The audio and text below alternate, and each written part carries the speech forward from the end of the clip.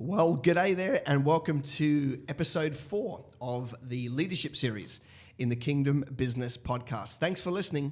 It means the world to me that you would give up your time and listen to our ramblings as we discover and process and think about all things kingdom business. Now, you're going to be super excited because today my guest is Mark Bilton. Yep. I've known Mark for quite a long time, and he's spoken at all our events around the country.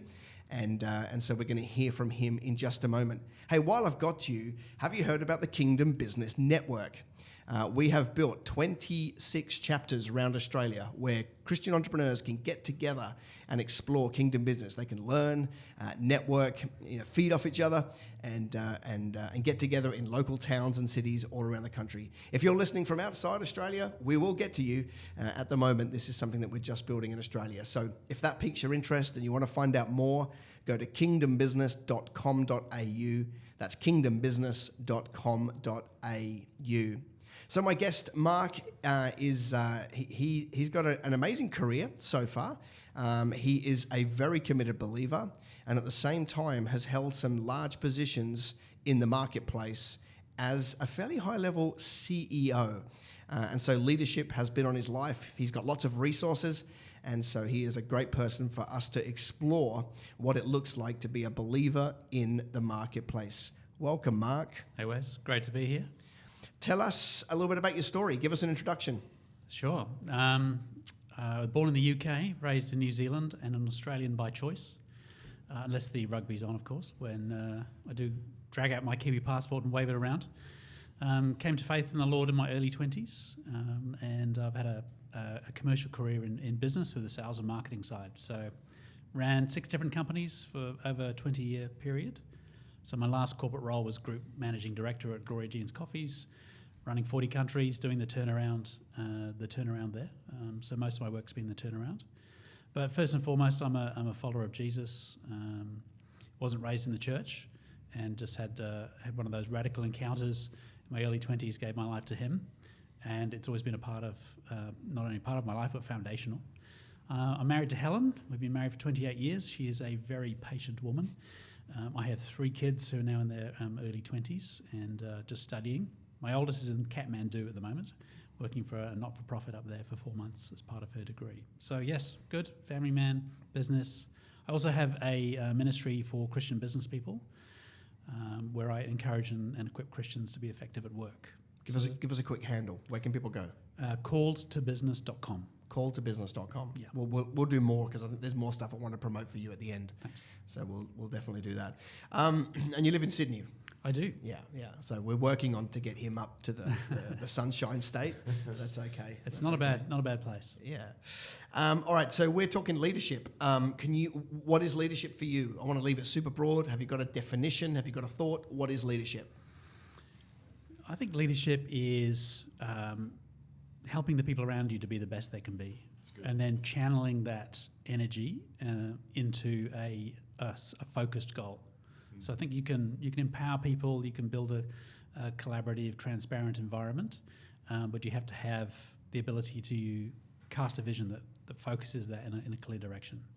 And if you have clarity of vision, I think are probably more on the small business side. Yeah. Under 200 million, or way smaller. Maybe a solo entrepreneur up to a few hundred team. How important would you rate leadership for a startup or a small business? I think regardless of the size of the organisation, leadership is paramount to the success. I mean, you really set the tone, and even if you're a solo entrepreneur or you have 2 or 3 people, you're just getting started and you're on your journey. The tone that you set, the example that you set, the way that you lead, it has a massive bearing on how successful you'll be in the future. If you're very command and control and you're shouting in people's corridors, you're probably not going to do that well. But if you genuinely honour and respect those around you, serve them, and yet willing to paint a path. I think good leaders can really articulate reality. They can paint a picture of this is where we're at and this is where we need to go, and yet create an environment where people can do well, where they collaborate. And bottom line for me is a culture of honour.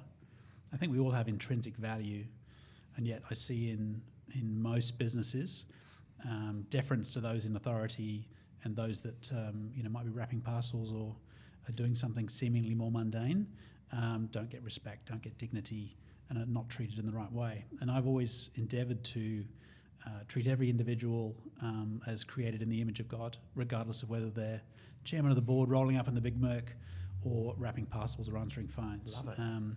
So we might have different roles, might get paid differently because we have different skill sets, but we should be given dignity and respect regardless of what our role is. Yeah. That's awesome. And we learn from Scripture that God's love for us doesn't matter if we're a CEO or sleeping homeless. 100%. It's exactly the same. Yep. Which is beautiful, actually.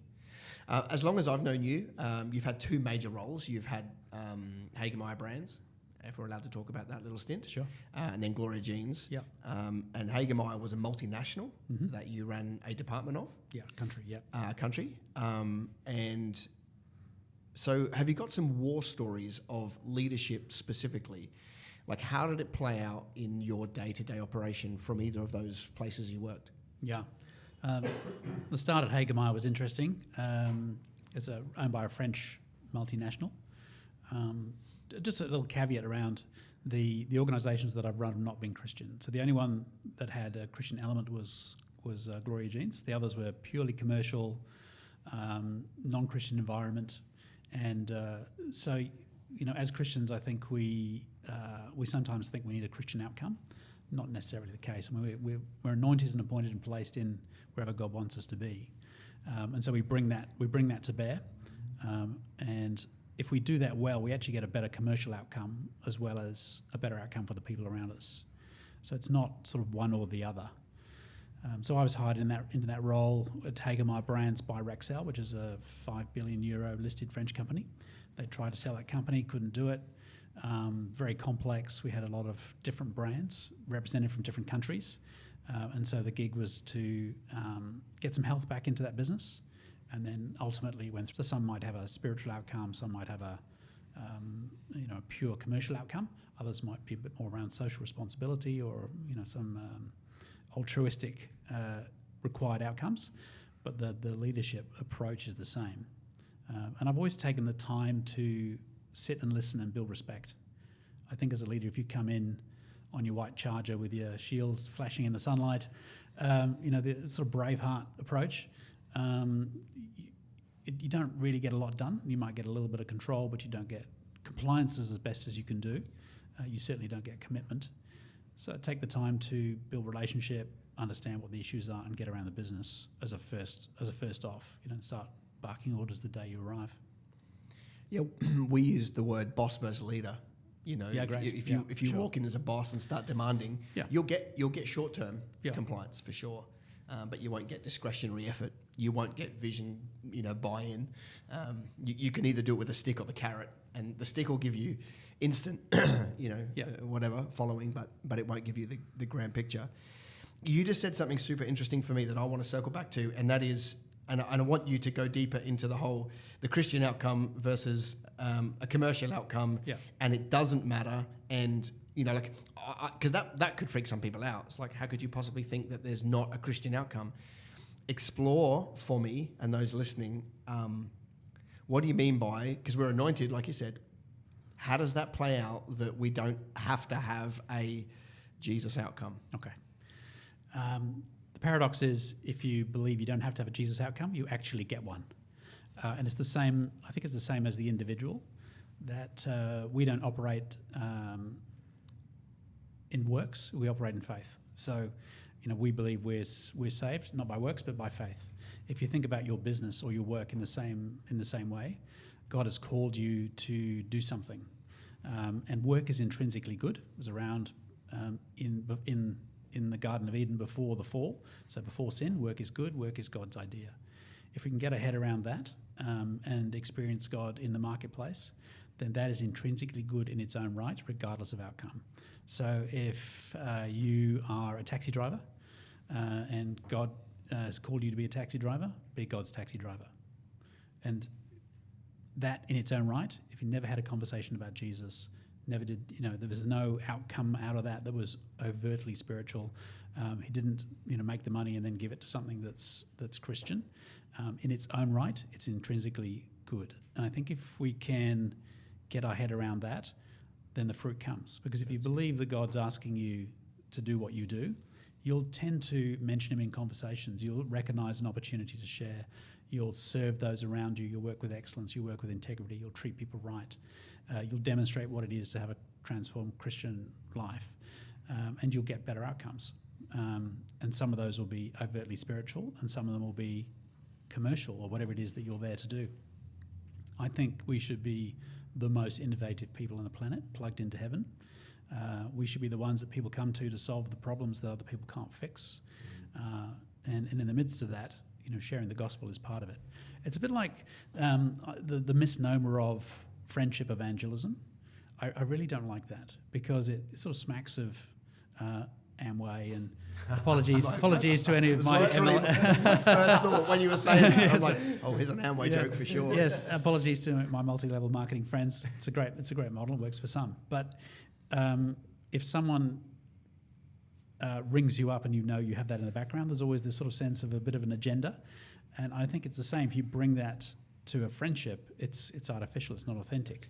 But just have friends and be a great friend. And you know what? People will ask the question, or you'll recognise the opportunity when it comes up. And it's the same in business. Align yourself to the vision that's in the business. Get really into the culture. Be the one that's works with excellence and integrity, not the gossip and the one that slacks off. We're called to work as serving God, not men, and that level it's pretty high. And if you engage in that way, genuinely want to do the right thing, and the fruit will come. And evangelism in particular, I think, it's a fruit, not a process. What are you seeing then? What are you seeing? Obviously, you've just talked about one way of doing it. What is it that's in tension with that? What is it you're seeing that people might be doing, trying to create a Christian outcome? Like, what's the mistake that some make, that they need to stop doing that and start doing it the way you just said? Okay, I think it's the revelation that work is intrinsically good is the baseline. If you have that revelation, it's just a natural. God's called you to do what you're doing, so you should expect him on a Tuesday afternoon, the same as a missionary or a priest or a pastor would expect God to move. So you'd expect favour and influence and guidance and all the things that would come with an overtly church-based or missionary-based experience. You should expect that in a commercial environment. And I think if you get that, there's just a natural outcome. So what you're not doing is trying to artificially create the environment. So turning up at your morning tea with your 4-kilo King James and Apocrypha Bible, and standing up on the put that away. I'll put mine away. Hang on a second. I'll be standing back. up on the table and that's not what it's all about. So hitting them in the lunchroom with the 4 spiritual laws. Probably not the best approach. You'd spend a long time in front of HR as well if you're not too careful. Yeah. Very cool. Yeah, but I love it. I love it because it's, you and I have been on this journey together for a while, but I still meet people that have a sacred secular divide in their mind. They think that what happens to a pastor can't happen to them. And for some reason, it's a higher calling, which is madness. It's definitely an artificial hierarchy. You said something once that has always stuck with me, and that was a story, and you can tell it. Some old lady that says, I'm a believer of Jesus Christ that happens to be some low-end job. And her whole worldview was, do you remember the story? No. I've got a better memory than you then. It was a factory worker.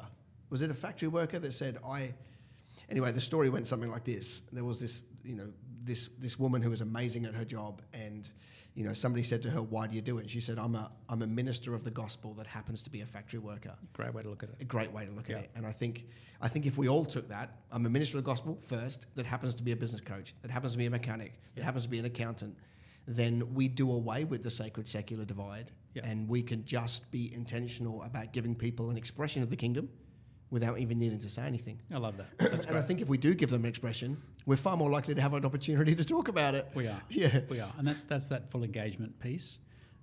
So safe in the knowledge that God's asked you to do that he's equipped you to do that, and that's where he's placed you. Yeah. So just do it. And the other things come. And if we're mindful of God in the midst of the mundane or in the midst of what we're doing at work, then again, you get the spiritual fruit, the sort of more overt Christian outcomes, they come. Here's a story you will remember. You got asked to fly to Germany to do a deal. I did. I love this story because it is a great example of a believer in the marketplace. I would even say in the middle of Babylon, where everyone's trying to get their own thing. Yeah. And you were able to, well, I'll say you, but you and God very clearly were able to create a great outcome. Can you take us through the story? Sure. Yeah. I'll preface it with we are co-laborers with God. And the scripture is very clear. He doesn't actually need us to do what he wants to get done. He chooses to use us to do that. So those of us that align ourselves with him and his purposes, he will use. Despite us actually, he wants to use us more than we know. So this was, Hagermeyer was as I mentioned before, was a very complex organisation. We had a lot of brands. And at the end of this run with Hagermeyer, we wanted to sell the company, had a deal on the table. And because it was an agency business selling consumer electronics and kitchen appliances, we needed the agreement of all those brands. So there was Italians, Japanese, French, Germans, Americans. There was a whole load of people. It's a really complex deal. And all those jurisdictions had to agree. And we were working in the middle of the night trying to get this whole thing sorted, printed off in different parts of the world. And there's all sorts of legal complexities, which are not my area of expertise. I avoid lawyers whenever possible. And although you can have a God's lawyer. So if you're a lawyer out there listening, then be God's lawyer and make a difference. That'd be awesome. And so a big complex deal. And in the midst of this, the Germans decided that they didn't want to play their game. So they wanted to take their Wiener Schnitzel back to Frankfurt, and they weren't interested. And so we said, okay, everyone else sign the deal. Let's just put it to bed. And then my boss, Marie-Pierre Marchand, said, Mark, why don't you fly to Frankfurt and convince the Germans that it's a good idea after all. I'm thinking, you're in Paris, right? So why don't you just get in your car and drive down the road? Yeah. I'm a little farther away, sitting here in Sydney. And then so literally jumped on a plane and flew to Germany. And I'm flying on the plane, and I'm praying about not being super spiritual, just sort of talking with God around this deal. And I went, well, at the end of this deal, I actually don't have a job because that's the nature of the work that I did. And I'm not sure that's quite what I was looking for. This all happens quite quickly. But Lord, if this is you, then can we just do the deal? Let's not do a long, protracted, big thing. Let's just do the deal. And at that moment, just a little piece of logic kind of dropped into my consciousness, which I attribute to God speaking to me. And it was just a little bit of an idea around the deal, a nuance on it. And I tucked that away and thought, okay, maybe that kind of makes sense. So went having lunch with the Germans, trying to do the deal, and it was, it wasn't going well, and they're a very conservative company. They kind of made their call. I was dealing with the CEO. We'd have to have board approval. It was a bit complex. And they were pretty entrenched in their position.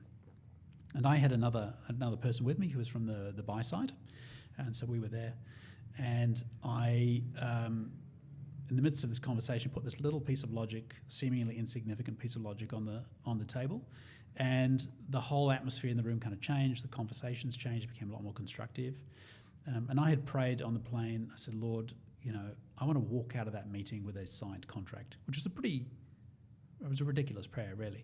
But that's what I wanted. Just sometimes when you pray, you get brave. So long story short, I had the conversation, the atmosphere changed. And at the end of that, I said, why don't let's just ink this deal here, and then you go and get your board approval. Let's just ink this deal. And I literally walked out of that meeting with a signed contract for that deal, and it went ahead. Love it. Just a comment on it. That is a very commercial outcome. Now, God was interested in that commercial outcome for whatever reason. Yeah. And I wonder how that felt to feel like you were going into a boardroom that was maybe not hostile, but certainly not agreeable, knowing you had God by your side. Yeah. You know, can you speak to that? Was that a tangible feeling? Was it a confidence? I didn't walk in there with 100%, I've got this piece of knowledge and it's just all going to go horribly right today. But did you feel like you knew you had God with you? Absolutely. Yeah. Yes, so that's been my walk. Countless meetings I've been in where things are not going as well as they could do. And just by becoming aware of his presence, just thinking about him and just positioning your heart to sort of be aware of his presence, things change. Yeah. He's in your corner. He's for you. He's 100% for you. Mm. Very good. As a leadership perspective of that, like I'm seeing that situation, and there just seems like a lot of very confident, may I even say, egos in the room and trying to broker this massive deal together. How do you deal with that? Because obviously you have to go in with a version of an ego, because you need to have your confidence in your side, but you're dealing with like many different brands. You're dealing with so much ego there. How do you have that humility, the balance between ego and humility, as well as dealing with the other egos in that situation? Sure, I love leaders, and I love those super hyper powerful people. I just like it. I like the game. For me, I found in my experience, I found the best that I can be is when I'm genuinely who I'm built to be. So we're all built for a different purpose. We all have unique characters and personalities and skills and etc. So the closer that we can be to genuinely operating like that, the more authentic we can be to our real self, the more effective we are in what he's built us to do. So for me, it's am I putting a mask on? Am I putting a front up here? Am I trying to be something that I'm not? If I am, I'm less effective. Like David in Saul's armor. 100%. Yeah. Great example. We have to be comfortable with what God has called us to be and do, embrace that. And yes, we need to train and we need to work on our talents. There's lots of things we need to do to be better at what we do and what we're called to do, and we need to be faithful in that. But essentially, the closer we can be to our authentic self, the more effective we'll be at what he's called us to do. And in those rooms, do you tend to see a lot of facades? Oh, sure. And how do you work around that, through that, or with that? It's very situational. It depends on the circumstances and the personalities involved. If you try and manipulate things, it usually goes horribly wrong. And again, being authentic, putting your real self on the table, in situations where you would logically think that's not a good idea, is still the best way to do it. And my approach has always been, God's called me, he's placed me here. The outcome is his, so I will do it his way. And if you want God's results, you have to do it his way. So you can't, manipulate it, lie through things, do it dog eat dog. I'm just going to engage in the world because that's the way I have to do it. As a Christian, ultimately you'll lose because we have to operate in a different way. We're in a different kingdom. There's a different set of rules, and we need to be as wise as serpents and innocent as doves. And that's essentially doing it God's way and being obedient to him. So with that, you mentioned like doing it God's way and making sure you avoid that. But also previously you said you've got to play the game. Yeah.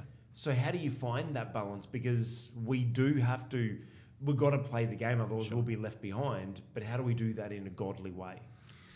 I think it comes back to the same answer, being your authentic self. Everybody puts on their pants one leg at a time, and you can have the biggest, hairiest, wealthiest guy in the room, same issues as everyone else.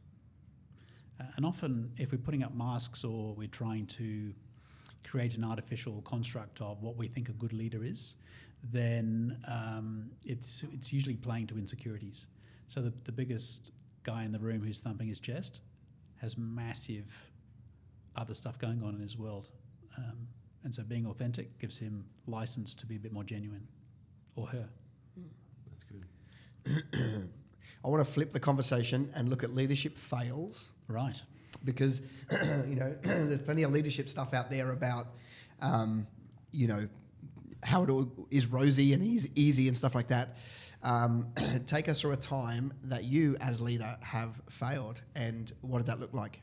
Fortunately, I've never made a mistake. And, All right, well, we'll move to Craig because he's made heaps. everything's gone 100% all the time. You were talking about your authentic self. So yeah, do we that's need to right, go that's back right. to that? Geez, at the time, I really had to go. Sure. Look, we never have a perfect run. Everything always, there's things that we get wrong. Otherwise, we wouldn't be human. I was thinking of an example. I'd always kind of rated myself on hiring the right people, in a sort of intuitive sense, and very careful in who we hire because it's all about the people at the end of the day.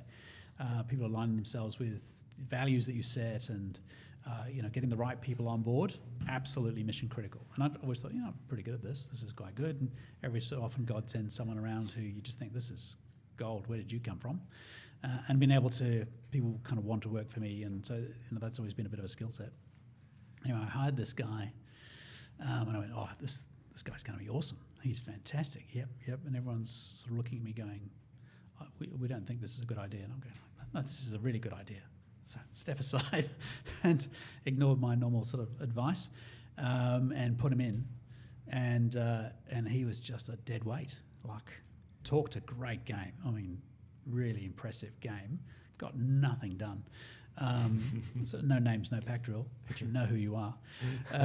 And I just had sort of dug this hole, and I was determined that this guy was going to be the right guy, and just kept on, just ignoring the obvious.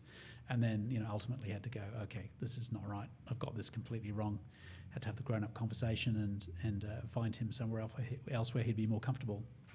So you fired him. Yes. Now, okay, so that's for him. But what about you? What did you learn? Okay, what did you do to fix it, and what did you learn from the process? Yeah, hire slow and fire fast, I think, was probably the lesson. Listen to those around you, and don't think you have all the answers.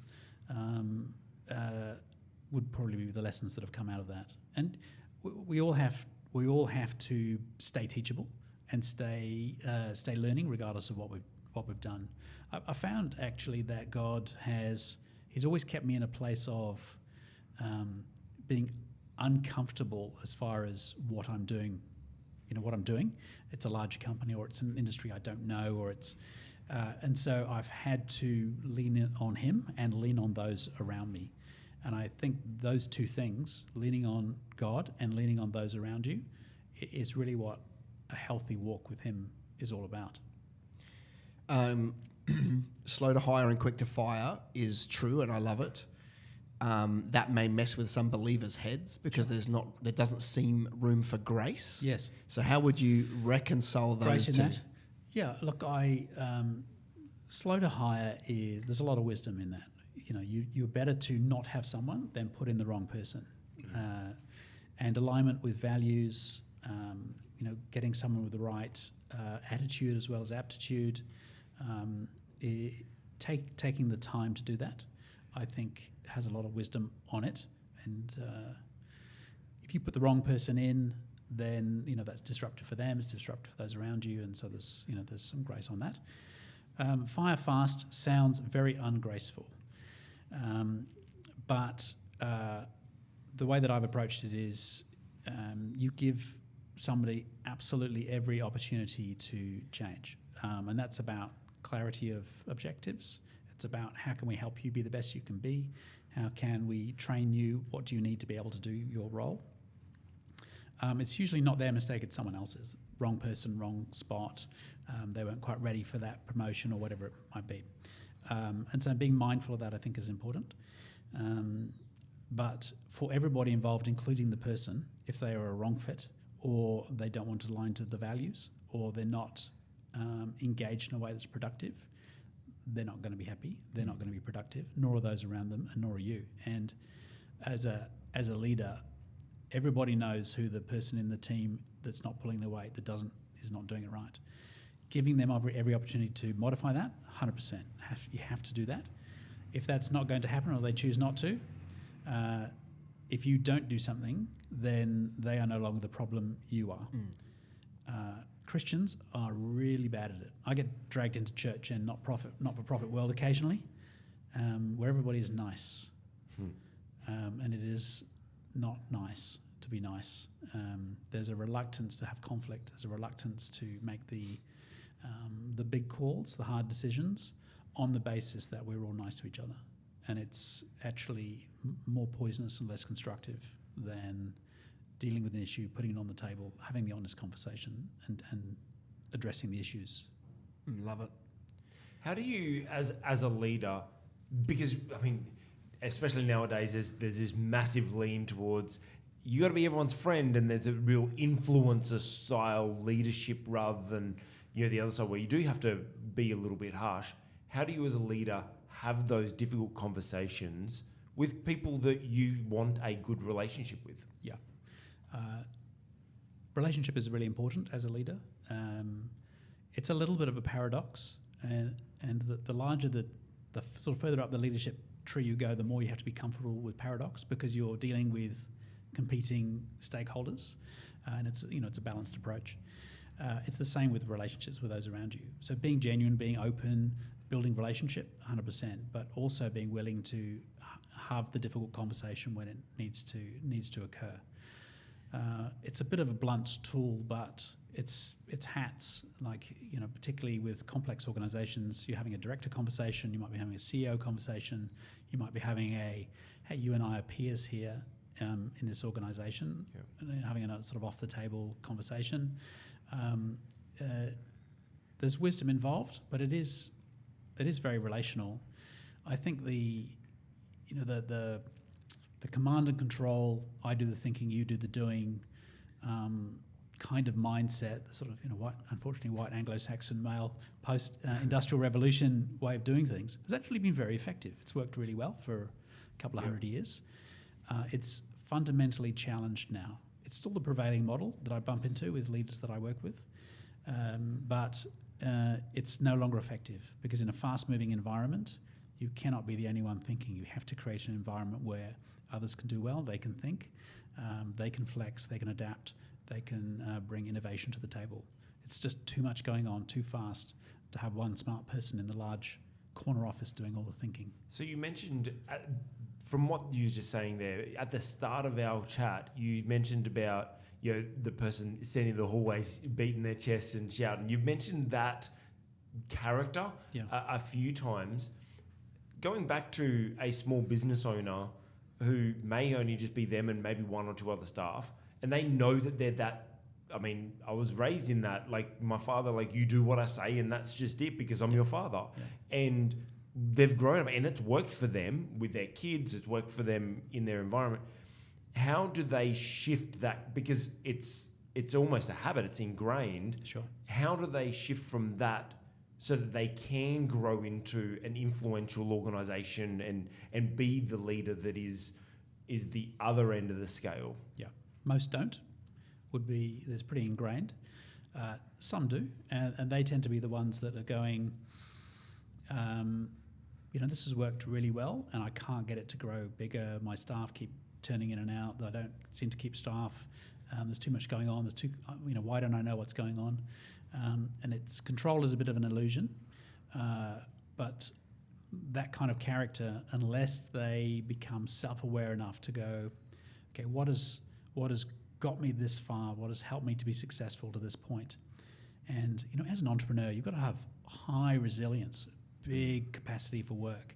You just get stuff done, and there's things in your road. You just smash through them. You know them. You won't get scale. You'll always hit a ceiling, and it's a very hard transition to make.